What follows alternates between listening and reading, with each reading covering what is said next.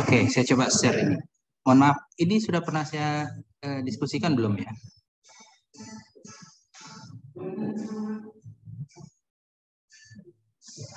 Belum kayaknya, Pak. Belum ya, Pak Rudi ya? Belum ya? Belum. Oke. Nah, baik, kita coba pelan-pelan ya. Nah, pada sesi ini saya akan mendiskusikan tentang bagaimana seorang manajer atau leader.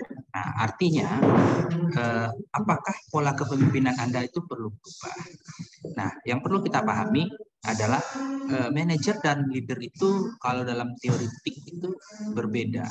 Jadi manajer itu mengelola, leader memimpin. Meskipun pada beberapa referensi yang terkini, yang terbaru dijelaskan leader do as a manager. Jadi leader itu ya manajer, kira-kira gitu. Tapi manajer belum tentu leader, bukan berarti seperti itu. Tapi menunjukkan bahwasanya ada peran yang kira-kira mungkin lebih berbeda dalam konteks kepemimpinan. Nah, jadi poinnya adalah bagaimana kepemimpinan. Kalau leader mungkin dia bisa berimprovisasi lebih luas dibanding manajer. Meskipun manajer juga memimpin dalam konteks scope tertentu atau cover area tertentu, bidang tertentu, divisi tertentu dan sebagainya. Nah, ada pertanyaan, apakah pola kepemimpinan Anda perlu berubah? Nah, kira-kira menurut Anda bagaimana?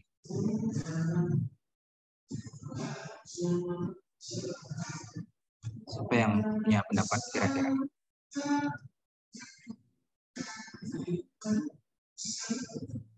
Apakah pola kepemimpinan Anda perlu berubah?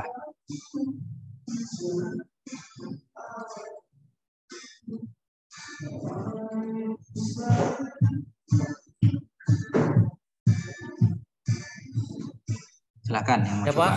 Ya, menurut Anda apakah pola kepemimpinan Anda perlu berubah? Izin Pak menjawab. Baik, silakan Mas Rusdi. Kalau dari saya pola kepemimpinan itu ya saat ini perlu berubah Pak. Karena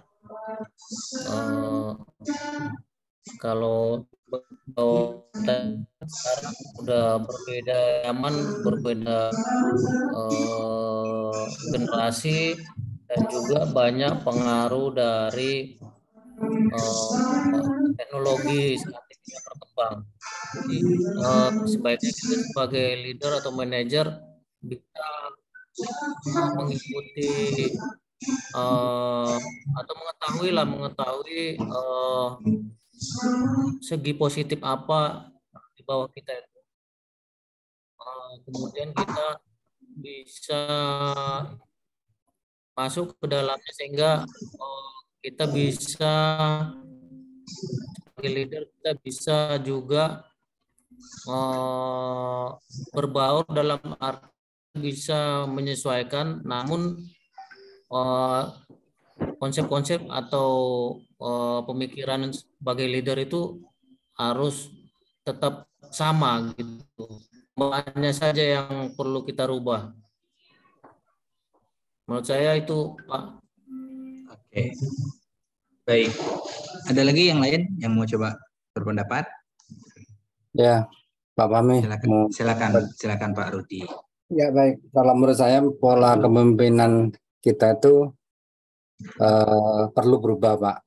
Terutama terkait dengan sumber daya manusia, tentunya dengan perkembangan zaman kan sekarang kayak di bidang usaha perkebunan sekarang sudah didominasi oleh generasi milenial, Pak, sehingga kita perlu sesuaikan lah kita memimpin generasi-generasi terbaru tersebut. Di lain pihak juga masih banyak generasi-generasi sebelumnya gitu yang juga perlu dipimpin dengan cara yang berbeda. Kemudian yang kedua terkait dengan kalau kita bicara di konteks perkebunan terkait dengan di climate change, dengan regulasi lingkungan semakin ketat, dengan regulasi pemerintahan terhadap pengembangan lahan yang semakin ketat, tentunya kepemimpinan kita juga harus berubah, Pak, karena situasi perekonomian, situasi politik mungkin juga akan mempengaruhi, Pak. Sehingga perlu dilakukan perubahan itu sesuai dengan perkembangan lah. Menurut saya begitu, Pak, supaya tetap bisa update dan tetap bisa memberikan kontribusi yang baik untuk organisasi yang dipimpin. Oke, baik. Masih ada yang lain atau masih malu-malu atau masih lemas ya, belum berbuka? Yang di tengah atau timur mungkin sudah berbuka mungkin, belum ya? Ngabuburit ini, Pak. Oh, belum ya. Jadi gini, menunggu ya, sambil menunggu. Tadi saya pikir sore atau malam kuliah, tapi saya takut malam mengganggu Bapak Ibu yang ada. Tapi ada apa? Sore ada apa? Kita diskusi ringan-ringan ya sebenarnya. Nah, jadi pola kepemimpinan itu memang perlu berubah. Kenapa perlu berubah? Karena ada beberapa faktor yang mempengaruhi, baik dari internal ataupun eksternal.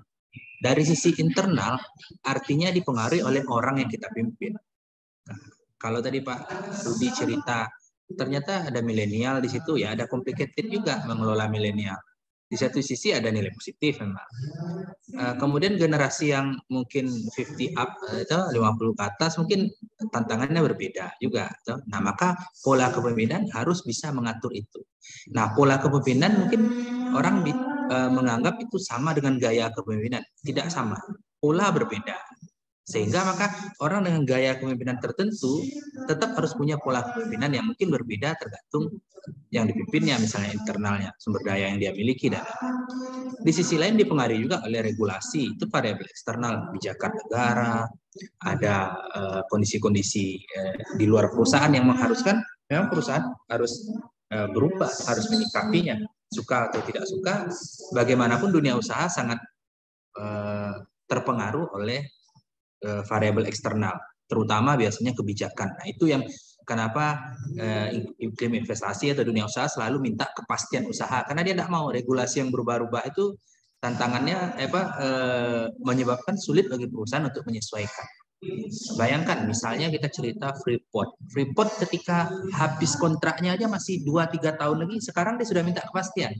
Boleh tidak diperpanjang? Nah, kan gitu. Kenapa? Biar tahu dia mau investasi apa, berapa lama kalaupun diberikan, terkait mungkin penyusutan alat dan lain-lain. Nah, itu dalam konteks variabel eksternal. Nah, ini kita akan lihat dunia perkebunan saat ini. Dunia perkebunan saat ini juga sudah berubah. Ada beberapa hal yang memang terjadi. Misalnya kalau kita lihat isu-isu misalnya dari tengah atas ya, kita lihat dari gambar ini, ada konflik antara konflik lahan antara manusia dengan hewan misalnya, karena lahan yang sama digunakan peruntukan macam-macam, tidak hanya untuk perkebunan, tidak hanya untuk pertanian, kehutanan, perikanan, peternakan, tapi juga untuk kepentingan-kepentingan lain, pemukiman, sarana publik, ruang terbuka hijau, arena bermain, perkantoran, gedung, pasar, fasilitas ekonomi. Nah, artinya lahan yang sama keperluannya beragam. Nah, pasti akan ada konversi atau alih fungsi lahan. Nah, kemudian selain konfliknya dengan hewan, kemudian juga konflik dengan manusia, artinya terutama biasanya hak-hak wilayah, hak adat. Nah, ini masalah agraria. Nah, maka solusinya baik masalah dengan adat ataupun dengan hewan tadi adalah bagaimana mengelolanya. Kalau dengan adat reformasi agraria, kalau dengan hewan dengan satwa tentu harus dipikirkan bagaimana pembangunan yang tidak mengabaikan kepentingan makhluk hidup lainnya, meskipun tentu tidak bisa memuaskan semua pihak. Tapi kita lihat saat ini pembangunan juga sudah banyak mulai mengakomodir itu.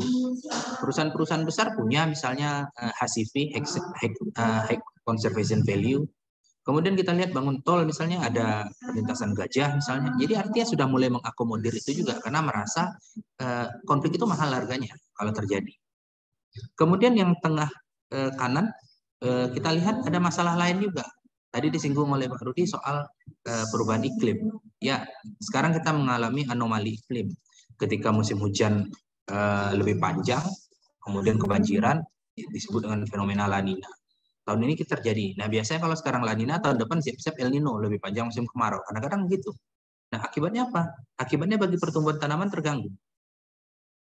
Kurang air, masalah pertumbuhannya. Kebanyakan air terendap, masalah juga. kurang air, gagal panen, kekeringan. Kebanjiran, gagal panen juga. Nah, maka itu masalah. Coba kita lihat pada beberapa hari terakhir ini, berita itu, pemerintah memutuskan untuk membuka kuota impor 2 juta ton. 2 juta ton itu bukan main-main itu. 2 juta ton itu 2 miliar kilogram. Untuk sampai akhir tahun ini. Prioritas pertama 500.000 ton. Walaupun sebenarnya sudah masuk juga. Dari akhir tahun sampai Maret kemarin, impor 500.000 ton. Ini masih mau masuk lagi 500.000 ton. Ya untuk cadangan beras, katanya mau panen raya, tapi nyatanya serapan pemerintah juga rendah. Udah harga beras tetap naik. Mungkin stok. Apakah permintaan tinggi? Tidak tahu juga. Mungkin permintaan tinggi tapi bukan untuk konsumsi, untuk dijual kembali misalnya.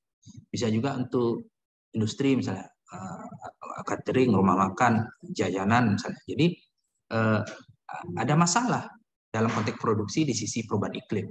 Nah, ditambah lagi kebijakan tadi. Nah, kemudian variabel teknologi juga berubah. Dengan perkembangan teknologi, kemarin hanya bicara mekanisasi. Nah, ini kita bicara digitalisasi. Kita dihadapkan juga pada generasi muda, Gen Y, yang dianggap milenial itu punya karakteristik yang khas, tentu dengan segala plus minusnya. Tapi setidaknya dia lebih adaptif terhadap teknologi. Maka teknologi hari ini harus bisa menyediakan kebutuhan sesuai yang diminta oleh warganya. Ketika perkebunan tidak bisa, maka sulit rasanya. Dulu masih ada perusahaan yang menolak, nggak boleh pakai internet, nggak boleh pakai handphone. Ternyata yang terjadi apa? Kontraproduktif. Karena setelah dengan adanya gadget, bukan mempersulit pekerjaan, justru mempermudah dan lain-lain. Sebagian memang menganggap bisa main-main, tapi kalau dibentuk sistemnya malah jadi bisa tuh mengontrol, meningkatkan produktivitas. Nah itu dilematis juga. Nah, maka harus dipikirkan. Tuntutan buruh yang juga semakin tinggi, ya. Ini ntar lagi nih, May Day, 1 Mei hari buruh. Mesti minta buruh upah naik terus. Satu sisi saya senang sih tuntutan itu artinya memikirkan kesejahteraan buruh. Tapi tuntutan yang terlalu tinggi itu juga bagi iklim usaha tidak sehat juga. Saya harus membahas dari dua sisi yang berimbang. Minta naik. Kadang-kadang dasarnya tidak jelas juga ukurannya. Dan ada ketimpangan. Jabodetabek udah 5 juta masih kurang buruh-buruhnya. DIY UMR-nya 2 juta. Mungkin tempat lain gitu juga ada variabel lain juga yang berpengaruh. Misalnya politik.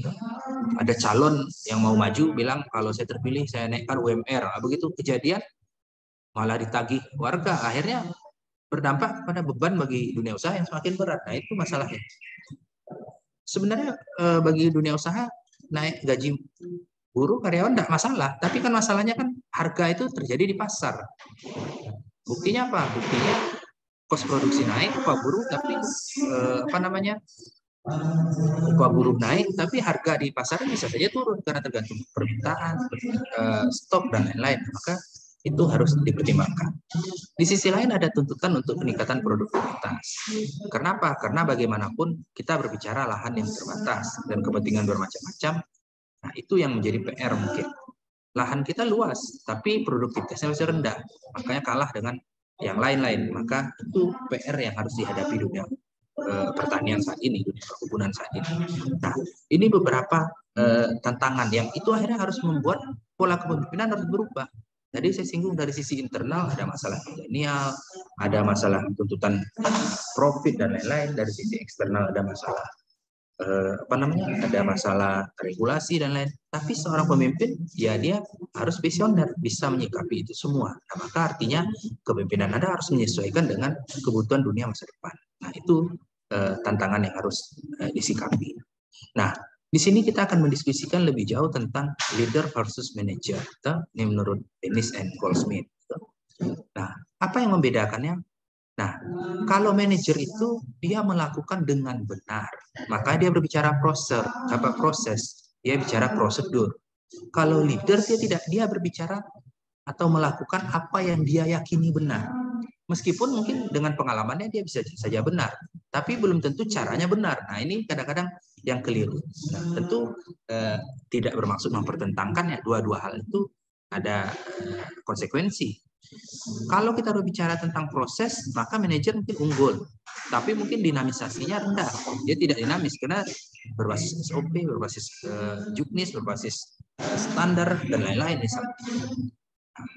Sehingga dia mungkin tidak bijak, dia akan kaku. Tapi kalau leader biasanya lebih fleksibel dan lain-lain. Tapi tentu mungkin kadang-kala kebijaksanaan itu bisa saja melewati regulasi, melewati aturan, kadang-kadang perlakuan khusus dan sebagainya. Ini leader dan manajer.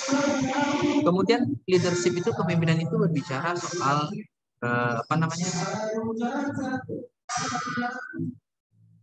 proses humanis, pendekatan personal. Maka seorang pemimpin itu tidak bisa menyamakan antara karyawan yang satu dengan karyawan yang lainnya, level satu dengan level lainnya, bidang satu bidang lainnya, divisi satu divisi lainnya, unit usaha satu dengan, tidak bisa. Kenapa? Karena dia kekhasannya berbeda, karakteristiknya berbeda, dan itu pendekatan humanistik, kemanusiaan. Sedangkan manajemen itu, manajer itu dia bicara bagaimana mengalokasikan sumber daya, resources sharing, berbagi sumber daya. Maka dalam itu berbicara prinsipnya prinsip ekonomis, sementara leader lebih pendekatan sosial. Nah, ini dua hal yang membedakannya. Nah, kemudian hal lain yang membedakannya adalah kalau kalau pemimpin dia bicaranya efektivitas, makanya dia kadang tidak bicara prosedur, yang penting cepat, yang penting efektif. Dan itu didasarkan pada aktivitas-aktivitas yang jauh ke depan, visioner, kemudian pengalaman, dan itu mungkin kadang-kadang bertentangan dengan manajer, meskipun nanti ketika orang menjadi pemimpin ditempa juga sejak awal dari manajer. Nah, harapannya adalah ketika dia menjadi pemimpin, dia tahu dari mana atau titik mana yang mungkin kritisnya, critical point yang harus dia perbaiki dan seterusnya. Nah, itu bedanya. Sementara pada si manajer dia berbicara efisiensi. Nah, efisiensi lebih pendekatan ekonomis. Nah, kalau efektivitas lebih bicara teknis, efisiensi lebih bicara pada ekonomis. Karena berkaitan dengan resources sharing, berbagi sumber daya. Sumber daya terbatas, tidak mungkin. Karena ada konsekuensi, menambah orang, nambah kos, alat nambah kos, dan lain-lain. Sementara kos tidak berbanding lurus dengan peningkatan harga. Dan itu artinya berdampak kepada profit. Nah, itu pendekatan-pendekatan manajerial harus dipikirkan. Nah, kemudian di sisi lain, manajer itu bicara bagaimana. Sedangkan leading itu bicara apa dan mengapa. Maka tadi saya bilang ada kekhasan, ada perlakuan khusus, dan itu sifatnya humanis tadi, human process. Tidak bisa disamakan antara karyawan perlakuannya, antar bidang, antar unit, antar kebun dan lain-lain. Karena akan ada perbedaan yang mungkin menjadi ciri khas tersendiri bagi setiap unit di bawahnya. Nah, kemudian manajemen itu bicara soal prosedur, dan itu bicara proses, mulai dari sistem, bicara manajemen itu mulai dari perencanaan, mulai dari pengelolaan, mulai dari prosedur, tahapan, langkah, kebijakan, mengawasinya, mengevaluasi, itu bicara manajemen. Tapi bicara leader, dia bicaranya adalah trust, kepercayaan. Nah, makanya seringkali ketika Anda dapat amanah atau tugas dari pimpinan, sebenarnya itu menunjukkan ada trust dari kepemimpinan itu, dari pemimpin itu. Dia percaya kepada Anda bisa melakukan itu. Nah, itu yang harus kita pahami. Jadi leadership itu tentang bagaimana trust, keyakinan, kepercayaan kepada orang yang dipimpinnya. Nah, kemudian kita lihat lagi lebih jauh. Nah, ini beda pemimpin dengan manajer. Kalau pemimpin itu memimpin, sedangkan manajer mengelola. Tentu tidak bermaksud mempertentangkan keduanya. Meskipun tadi seperti yang saya bilang, ketika orang mau menjadi pemimpin, ya, sejak awal dia sudah ditempa dari manajer berbagai bidang, berbagai divisi, berbagai bagian, sampai ke top manajemen. Nah, tugas-tugas pemimpin biasanya melakukan inovasi. Ya, memang makanya ketika ganti pemimpin, ganti terus. Berubah-berubah terus. Ya, karena pemimpin sifatnya itu, terobosan. Kalau manajer dia bicaranya sistem. Pokoknya perbaiki. Jadi dia akan membedakannya di situ. Pemimpin itu melakukan inovasi, mengembangkan inovasi, memperbaiki sistem. Sementara kalau manajer bicara mempertahankan sistem, mengurus sistem, kemudian mengendalikan. Sementara pada pemimpin dia memberikan inspirasi. Coba kita lihat, ketika pemimpin itu disukai, ketika pemimpin itu menjadi teladan, itu gampang level bawahnya itu ikut. Karena sistem itu gampang dibuka. Meskipun sistemnya bagus, tetap aja ada celah. Tapi ketika trust-nya terbangun kepada pemimpin dan bawahan, dia tidak mau mengakali sistem. Nah, itu pentingnya. Maka kepemimpinan harus memberi teladan, memberi contoh, memberi inspirasi. Pemimpin itu punya jangka pandangannya. Makanya di situ letaknya visioner. Sehingga apa yang dia lakukan, inovasi, terobosan, pengembangan, bukan untuk persoalan hari ini. Yang dia lakukan untuk jauh ke depan. Itu yang kadang-kadang tidak bisa dipahami oleh level di bawah. Nah, sementara manajer bicaranya parsial, sepotong, sebagian, jangka pendek, terbatas, dan kalau pemimpin itu sukanya terobosan karena inovasi, maka dia akan memunculkan sesuatu, ide-ide baru dan lain-lain. Sementara manajer lebih pada mengawali. Manajer lebih pada mempertahankan kemapanan, status quo. Sementara kalau pemimpin tidak mau dia. Makanya bukan bermaksud dia tidak suka dengan pemimpin sebelumnya. Memang karakter pemimpin gitu. Kalau perlu, apa yang beda dari yang dulu? Kalaupun sama, apa yang bisa lebih dari yang dulu? Memang karena begitu. Sifatnya dia ingin sesuatu yang lebih bagus, yang lebih, dan lain-lain. Terobosan, inovasi, dan lain. Nah, tadi sudah dijelaskan pemimpin itu melakukan sesuatu yang benar. Yang dia yakini benar. Sementara manajer itu melakukan sesuatu dengan benar, zero tolerance. Tidak ada konsep toleransi, pemahaman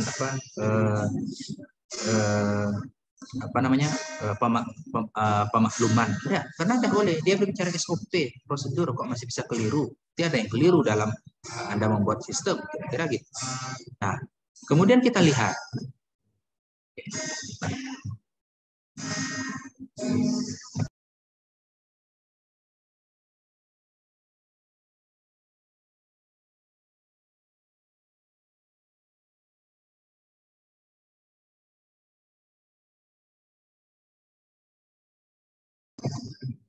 Oke, kita lanjut. Nah, kemudian bagaimana hubungan kedewasaan, kematangan? Jadi kalau maturity itu diterjemahkan kedewasaan atau kematangan dengan style kepemimpinan atau gaya kepemimpinan. Nah, ternyata gaya kepemimpinan yang diterapkan seorang pemimpin pada awalnya tergantung pada kematangannya, kedewasaannya. Nah, dalam konteks ini kita tidak bisa bicara umur. Nah, itu yang mungkin tantangan bagi milenial ketika naik. Saya bertemu beberapa head divisi, pimpinan misalnya di grup Sinarmas misalnya, ternyata udah generasi ketiganya tuh, masih muda-muda, 28 tahun, 29 tahun. Mungkin belum matang secara emosional, meskipun ukuran kematangan juga tidak bisa dilihat dari umur. Nah, itu juga akan jadi perdebatan. Tapi artinya menunjukkan kematangan itu tidak berkaitan dengan umur semata, mungkin berkaitan pengalaman, berkaitan referensi, lingkungan, dan lain-lain. Karena dia apa? Di sini dijelaskan maturity itu atau kematangan itu didefinisikan sebagai kemauan orang untuk memikul tanggung jawab dan mengarahkan perilaku mereka sendiri. Nah, itulah letaknya individual tadi. Artinya apa? Dia harus menjadi contoh, dia harus menjadi teladan. Kenapa? Yang paling sulit itu kontrol terhadap diri sendiri. Seorang pemimpin bisa mengontrol bawahannya, ribuan orang, tapi mengontrol diri sendiri belum tentu. Nah, maka itu penting soal kedewasaan. Seringkali dan banyak kasus kita belajar, banyak pengalaman-pengalaman menunjukkan jatuh itu kepemimpinan itu karena mungkin sikap yang berlebihan, mungkin belum matang, mungkin reaksioner, mungkin tidak responsif, tidak peka, mungkin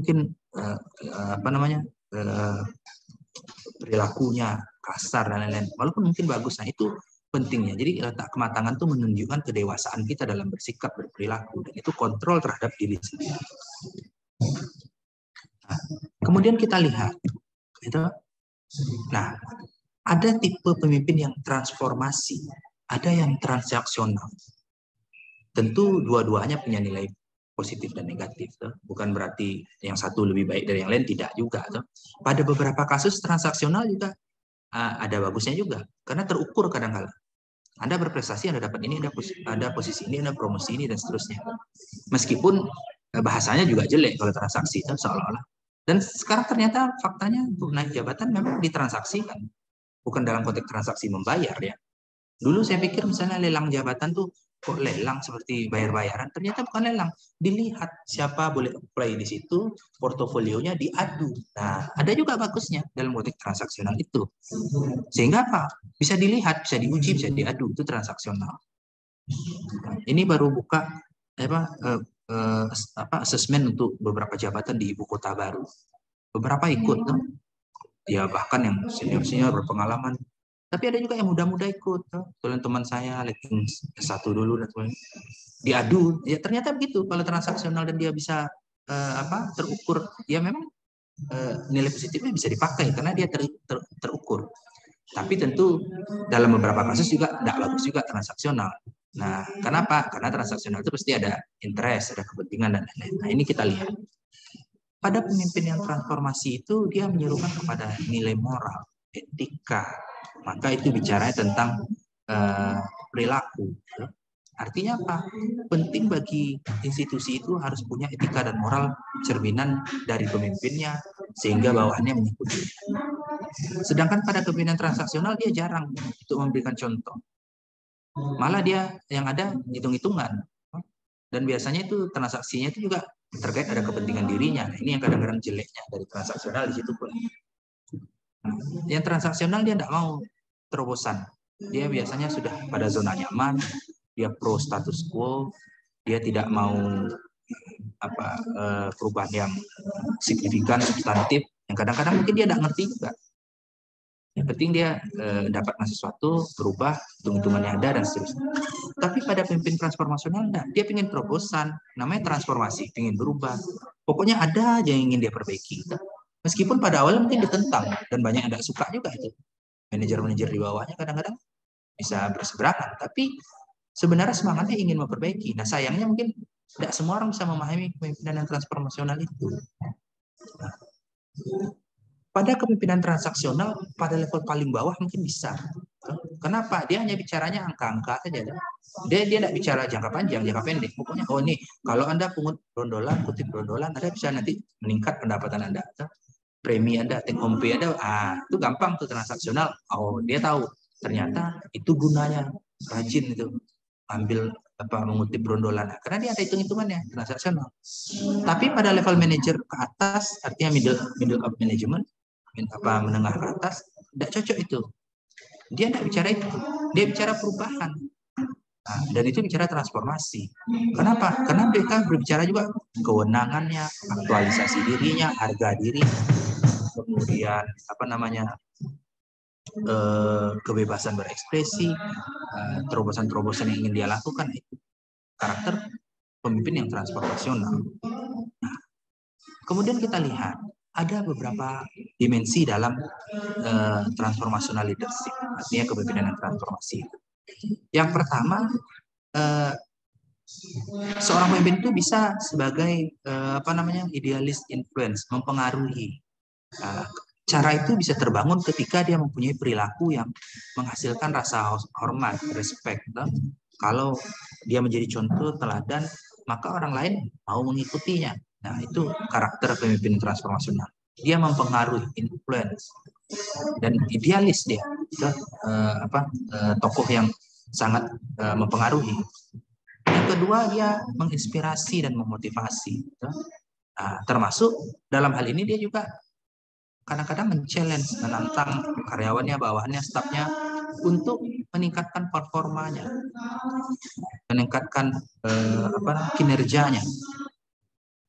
Kemudian pemimpin yang transformasi itu juga secara kecerdasan juga memenuhi, karena intellectual stimulation-nya ada.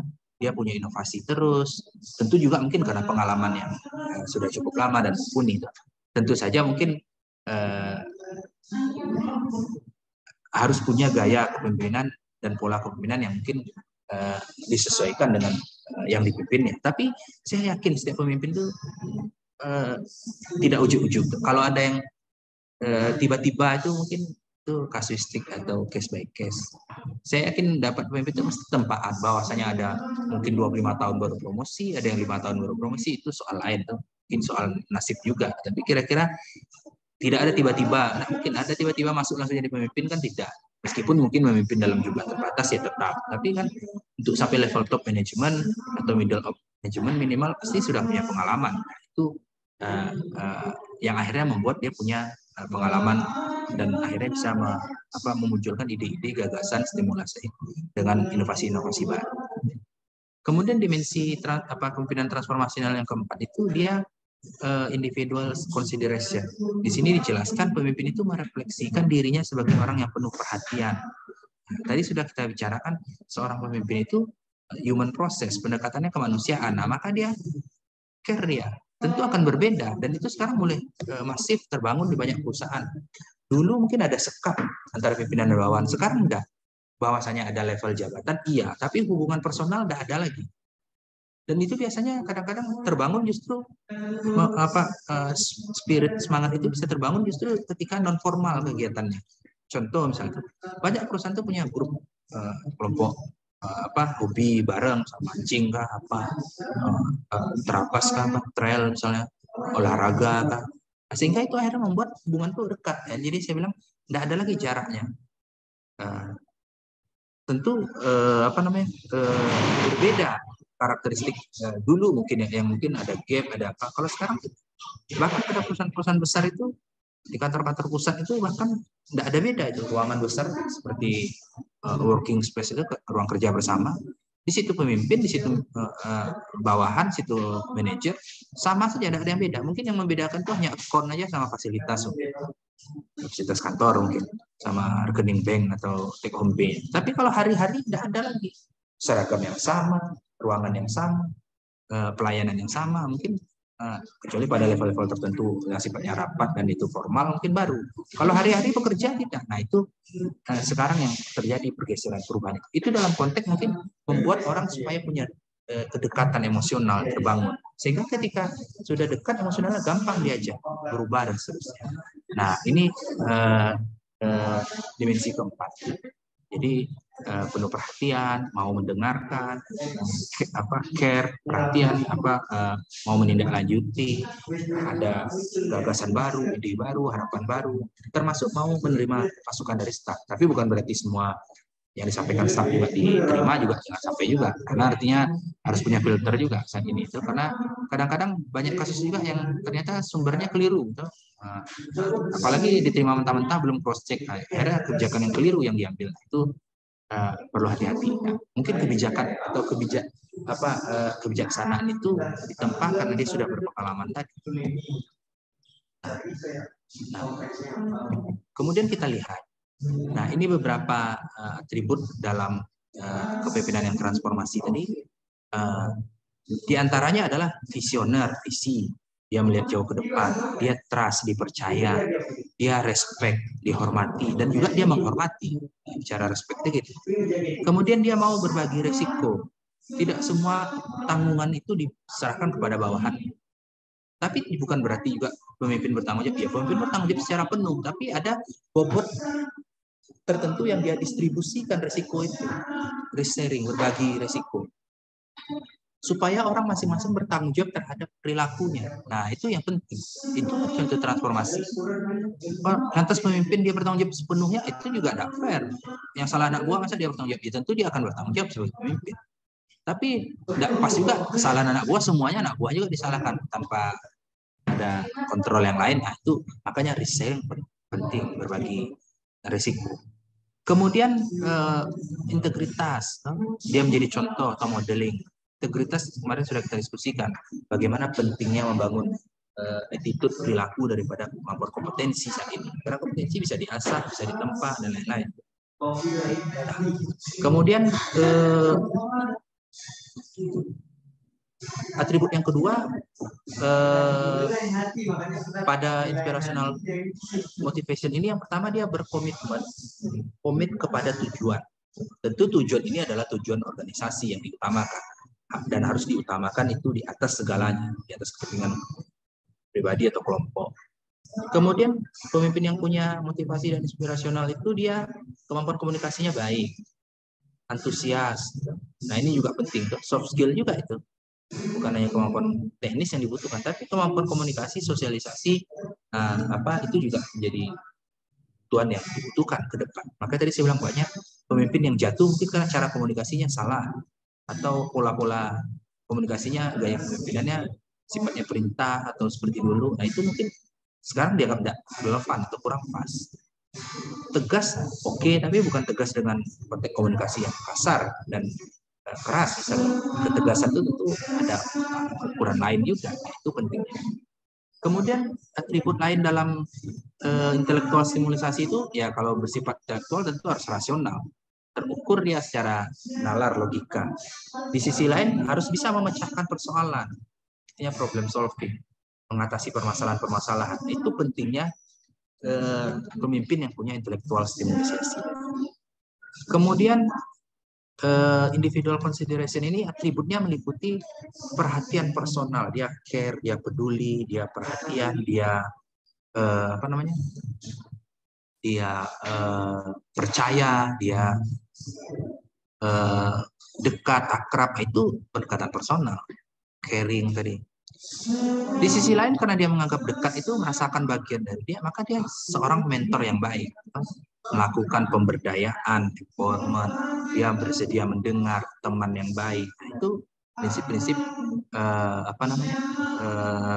perhatian atau humanis tadi. Nah, itu penting dimiliki oleh seorang pemimpin. Nah, kemudian karakteristik lain dari seorang pemimpin itu di sini dijelaskan transformational leader itu menurut Tichy dan Devana itu memiliki beberapa karakteristik dan itu membedakan dengan pemimpin yang transaksional. Yang pertama apa? Mereka para pemimpin transformasional itu adalah agen of change, agen-agen perubahan. Dia tidak suka pada kemapanan, dia menentang status quo. Itu ciri yang transformasi. Meskipun sudah bagus pemimpin sebelumnya, dia tidak cukup puas, dia ingin terus. Pokoknya ada yang lebih dari yang lama, bukan berarti menyalahkan yang lama. Nah, itu transformasi. Kemudian dia berani, itu termasuk dia risk taker, pengambil risiko, berani mengambil posisi berbeda dan lain-lain. Nah, termasuk dia juga berani menghadapi pihak-pihak yang kontra, yang resisten, dan dia bisa meyakinkan, mengkonfrontir dengan logika dan realitas yang ada, bahwasanya argumen-argumentasi yang dia tawarkan atau ide-ide yang dia tawarkan itu cukup bisa diterima. Nah, ini karakter pemimpin yang transformasional kedua. Kemudian dia believe in people, percaya pada orang. Tidak mungkin Anda bisa maju kalau Anda sendiri tidak percaya sama bawahan Anda. Anda berprestasi itu justru cerminan bawahan Anda ikut bekerja keras. Nah, maka harus ada trust. Tidak mungkin ada distrust kepada bawahan. Kemudian punya strong of value, punya nilai yang kuat, termasuk nilai pribadinya, etos kerjanya, semangatnya, keteladanannya, dan lain-lainnya, sikapnya. Kemudian pemimpin yang transformasi itu dia lifelong learner. Artinya apa? Dia terus-menerus belajar. Dia pembelajar sejati, tidak kenal usia, tidak kenal jabatan, tidak putus asa. Pokoknya dia belajar terus. Termasuk dia belajar dari kesalahan dirinya, kesalahan bawahannya, kesalahan orang-orang lain. Itu jadi contoh untuk memperbaiki bagi dia ke depannya. Artinya apa? Itu jadi ajang trial error tadi, belajar gitu ya, kesempatan belajar bagi dia. Kemudian mereka dapat mengatasi beberapa masalah yang kadang-kala itu juga kompleks. Transformasi. Nah, itu pentingnya. Masalah itu tidak bisa digunakan pendekatan parsial, tapi ada komprehensif karena dia kompleks. Nah, di sisi lain mungkin ada juga ketidakpastian, uncertainty, apalagi zaman sekarang sangat dinamis. Coba sekarang, baru beberapa waktu yang lalu harga emas jatuh terus naik lagi, terus jatuh ini mulai naik lagi karena ada ketidakpastian ekonomi di dunia. Harga gitu juga, CPO naik turun naik karena itu sekarang serba tidak pasti. Ada ambigu, ada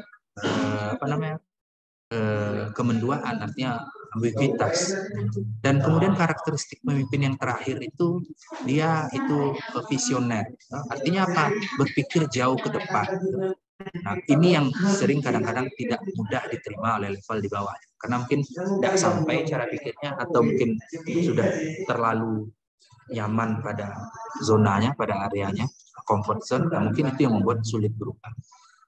Termasuk beberapa pemimpin juga mungkin ada juga yang sudah nyaman juga, tidak punya terobosan, berarti dia bukan pemimpin yang transformasi. Itu beberapa karakteristik pemimpin yang transformasi. Oke, sampai di sini ada pertanyaan, silakan.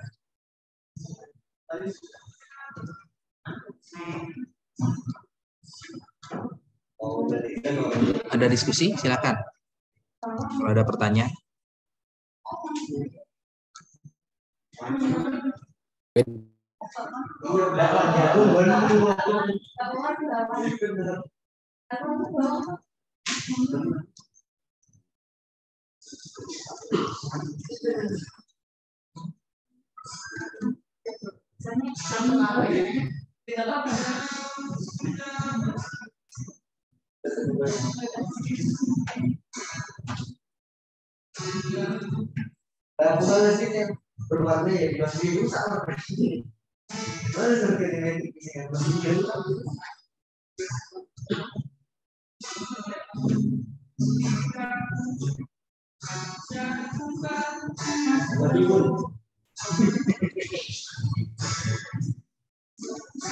Cukup?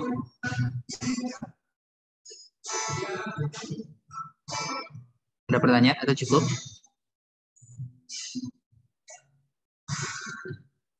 Cukup, Pak. Cukup ya. Kelihatannya juga sudah mendekati berbuka ya. Beberapa menit lagi. Jadi Betul, Pak. Betul sekali, Pak. Siap-siap untuk buka nih, Pak. nah, sayangnya karena tempatnya berjauhan. Kalau dekatan kita bisa buka bersama gitu. Betul sekali, Pak. Buka bersama, Pak. Betul sekali, Pak. Boleh. Nanti kapan-kapan kita ketemu pas di Jogja. Oke, mungkin sementara saya pikir cukup dulu. Nanti kita lanjut di lain waktu dan kesempatan. Mohon maaf kalau ada yang tidak pas dan tidak berkenan. Selamat berbuka bagi yang jalan ibadah puasa. Tetap jaga kesehatan, jaga semangat. Sampai ketemu lagi. Mohon maaf sekali lagi. Terima kasih waktunya. Selamat sore. Assalamualaikum warahmatullahi wabarakatuh. Sama-sama kita buka puasa ya, Pak. Bapak buka Oke, di sana, siap. kita buka di sini, Pak. Siap. Ya, Pak. Oke, terima kasih. Ya, sehat semua. Terima kasih. Baik Pak, terima kasih Pak. Terima kasih Pak. Terima kasih Pak.